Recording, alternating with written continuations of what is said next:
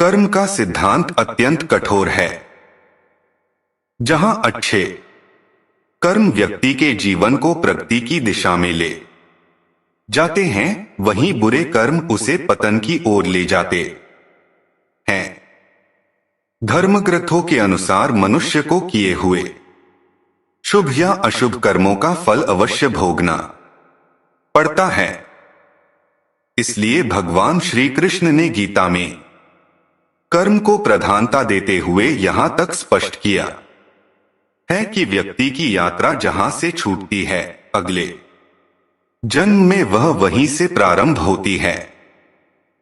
कर्म के इसी सिद्धांत को सरलता से समझने के लिए जानते हैं कर्मों के प्रकार और कर्म फलों के बारे में। गीता के अनुसार कर्म के प्रकार। कर्म तीन तरह के होते हैं: क्रियमान, सच्चित और प्रारब्ध। अभी वर्तमान में जो कर्म किए जाते हैं वे क्रियमान कर्म कहलाते हैं। जो भी नए कर्म और उनके संस्कार बनते हैं वे सब केवल मनुष्य जन्म में ही बनते हैं, पशु पक्षी प्रादि योनियों में नहीं, क्योंकि वे योनियां केवल कर्मफल भोग के लिए ही मिलती है।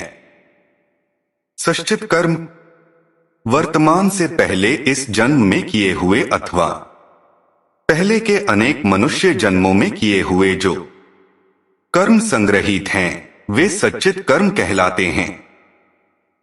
प्रारब्ध कर्म सच्चित में से जो कर्म फल देने के लिए प्रस्तुत उन्मुख हो गए हैं, अर्थात जन्म, आयु और सुखदायी दुखदायी परिस्थिति के रूप में परिणत होने के लिए सामने आ गए हैं, वे प्रारब्ध कर्म कहलाते हैं। क्रियमान कर्म।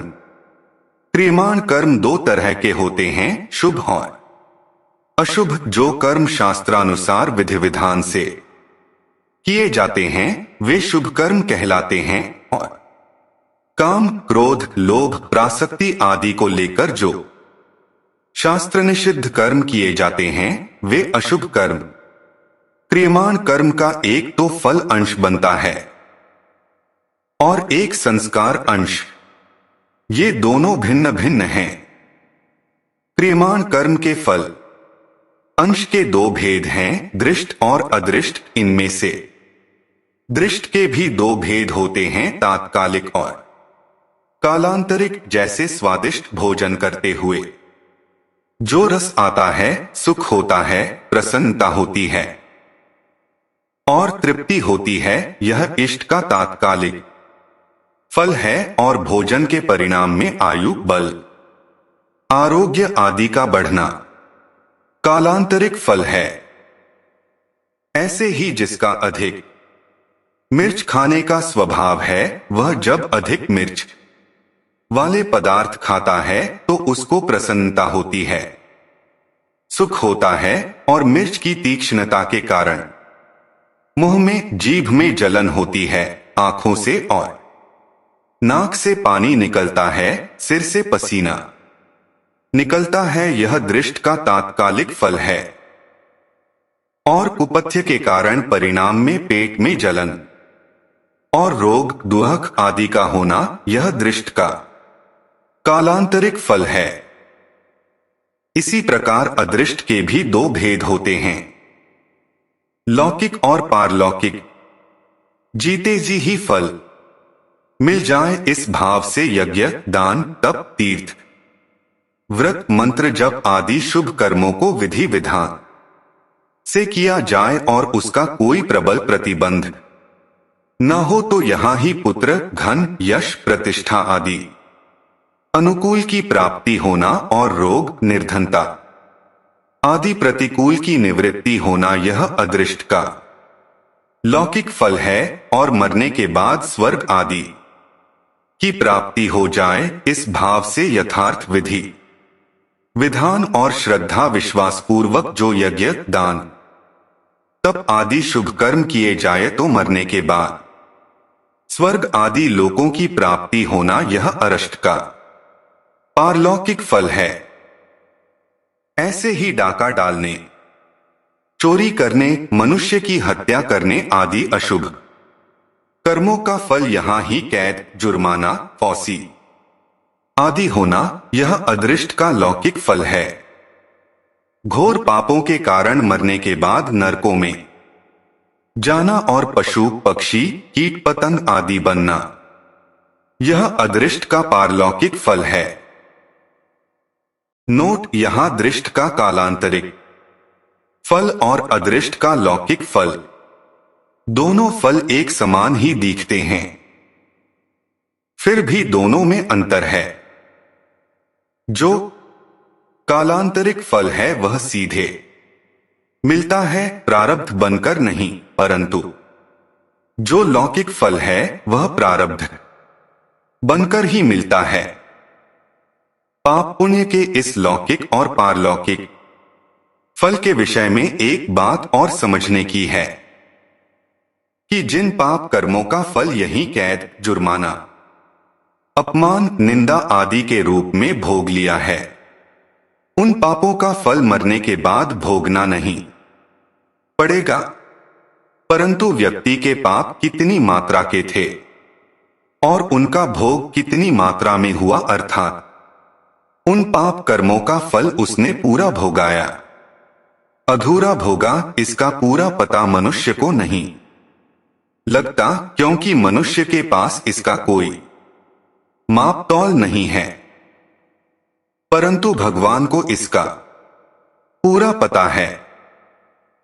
अतः उनके कानून के अनुसार उन पापों का फल यहां जितने अंश में कम भोगा गया है, उतना इस जन्म में या मरने के बाद भोगना ही पड़ेगा।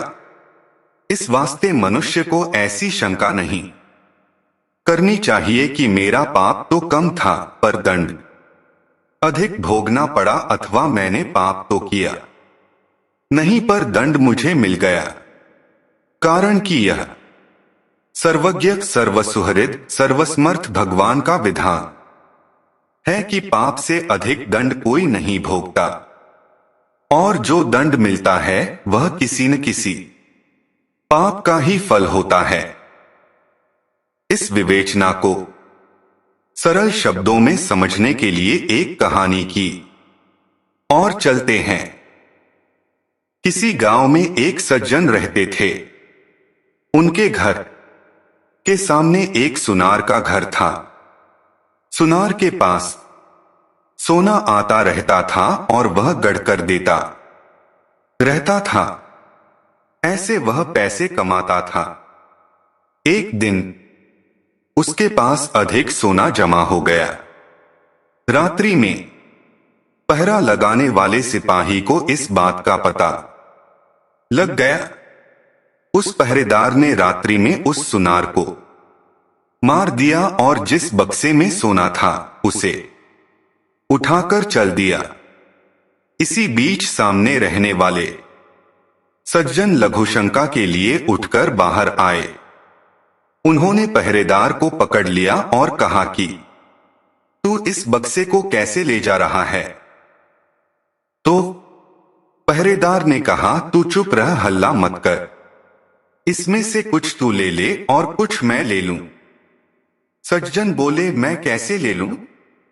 मैं चोर थोड़ा ही हूं। पहरेदार ने कहा, देख तू समझ जा, मेरी बात मान ले, नहीं तो दुहक पाएगा। पर वे सज्जन माने नहीं। तब पहरेदार ने बक्सा नीचे रख दिया और उस सज्जन को पकड़कर जोर से सीटी बजा दी। सीटी सुनते ही हर जगह पहरा लगाने वाले सिपाही दौड़कर वहां आ गए। उसने सबसे कहा कि यह इस घर से बक्सा लेकर आया है और मैंने इसको पकड़ लिया है। तब सिपाहियों ने घर में घुसकर देखा कि सुनार मरा पड़ा है। उन्होंने उस सज्जन को पकड़ लिया और कानून के हवाले कर दिया। जज के सामने बहस हुई तो उस सज्जन ने कहा कि मैंने नहीं मारा है, उस पहरेदार सिपाही ने मारा है। सब सिपाही आपस में मिले हुए थे। उन्होंने कहा कि नहीं, इसी ने मारा है, हमने खुद रात्रि में इसे पकड़ा है इत्यादि। मुकदमा चला। चलते चलते अंत में उस सज्जन के लिए फांसी का हुक्म हुआ। फांसी का हुक्म होते ही उस सज्जन के मुख से निकला, देखो सरासर अन्याय हो रहा है। भगवान के दरबार में कोई न्याय नहीं। मैंने मारा नहीं, मुझे दंड हो और जिसने मारा है वह बेदाग छूट जाए, जुर्माना भी नहीं, यह अन्याय है। जज पर इसका असर पड़ा कि वास्तव में यह सच्चा बोल रहा है, इसकी किसी तरह से जांच होनी चाहिए। ऐसा विचार करके उस जज ने एक षड्यंत्र रचा। सुबह होते ही एक आदमी रोता चिल्लाता हुआ आता है और कहता है, हमारे भाई की हत्या हो गई, सरकार इसकी जांच होनी चाहिए। तब जज ने उसी सिपाही को और कैदी सज्जन को मरे हुए व्यक्ति की लाश उठाकर लाने के लिए भेजा। दोनों उस आदमी के साथ वहां गए जहां लाश पड़ी थी। खाट पर लाश के ऊपर कपड़ा बिछाया था, खून बिखरा पड़ा था। दोनों ने उस खाट को उठाया और उसे उठाकर ले चले। साथ का दूसरा आदमी खबर देने के बहाने आगे दौड़कर चला गया। तब चलते चलते सिपाही ने कैदी से कहा, देख उस दिन तू मेरी बात मान लेता तो सोना मिल जाता और फांसी भी नहीं होती, अब देख लिया सच्चाई का फल। कैदी ने कहा, मैंने तो अपना काम सच्चाई का ही किया था, फांसी हो गई तो हो गई, हत्या की तूने और दंड भोगना पड़ा मेरे को। भगवान के यहां न्याय नहीं। खाट पर झूठ मूठ मरे हुए के समान पड़ा हुआ आदमी उन दोनों की बातें सुन रहा था। उसने खाट पर पड़े पड़े उन दोनों की बातें लिख ली की। सिपाही ने यह कहा और कैदी ने यह कहा। जब जज के सामने खाट रखी गई तो खून भरे कपड़े को हटाकर वह उठ खड़ा हुआ और उसने कपड़े को हटाकर वह उठ खड़ा हुआ और उसने सारी बात जज को बता दी कि रास्ते में सिपाही यह बोला और कैदी यह बोला। यह सुनकर जज को बड़ा आश्चर्य हुआ। सिपाही भी हक्का बक्का रह गया। सिपाही को पकड़कर कैद कर लिया गया, परंतु जज के मन में संतोष नहीं हुआ। उसने कैदी को एकांत में बुलाकर कहा कि इस मामले में तो मैं तुम्हें निर्दोष मानता हूं, पर सच सच बताओ कि इस जन्म में तुमने कोई हत्या की है क्या? वह बोला, बहुत पहले की घटना है। एक दुष्ट था जो छिपकर मेरे घर मेरी स्त्री के पास आया करता था। मैंने अपनी स्त्री को तथा उसको अलग अलग खूब समझाया, पर वह माना नहीं। एक रात वह घर पर था और अचानक मैं आ गया। मेरे को गुस्सा आया हुआ था। मैंने तलवार से उसका गला काट दिया और घर के पीछे जो नदी है उसमें फेंक दिया। इस घटना का किसी को पता नहीं लगा। यह सुनकर जज बोला, तुम्हारे इस गुनाह को इस समय फांसी होगी। मैंने भी सोचा कि मैंने किसी से घूस रिश्वत नहीं खाई, कभी बेईमानी नहीं की, फिर मेरे हाथ से इसके लिए फांसी का हुक्म लिखा कैसे गया। अब संतोष हुआ। उसी पाप का फल तुम्हें यहां भोगना पड़ेगा। सिपाही को अलग फांसी होगी। उस सज्जन ने चोर को पकड़वाकर अपने कर्तव्य का पालन किया था। फिर उसको जो दंड मिला है वह उसके कर्तव्य पालन का फल नहीं है, परंतु उसने बहुत पहले जो हत्या की थी उस हत्या का फल है। कर्तव्य का पालन करने के कारण उस पाप हत्या का फल उसको यही मिल गया और परलोक के भयंकर दंड से छुटकारा हो गया। कारण कि इस लोक में जो दंड भोग लिया जाता है उसका थोड़े में ही छुटकारा हो जाता है, थोड़े में ही शुद्धि हो जाती है, नहीं तो परलोक में बड़ा भयंकर दंड भोगना पड़ता है। इस कहानी से यह पता लगता है कि मनुष्य के कब किए हुए पाप का फल कब मिलेगा इसका कुछ पता नहीं। भगवान का विधान विचित्र है। जब तक पुराने पुण्य प्रबल रहते हैं तब तक उग्र पाप का फल भी तत्काल नहीं मिलता।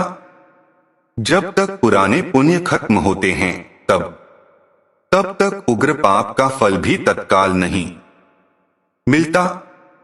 जब तक पुराने पुण्य खत्म होते हैं तब उस पाप की बारी आती है। पाप का फल दंड तो भोगना पड़ेगा ही, चाहे इस जन्म में भोगना पड़े या जन्मांतर में।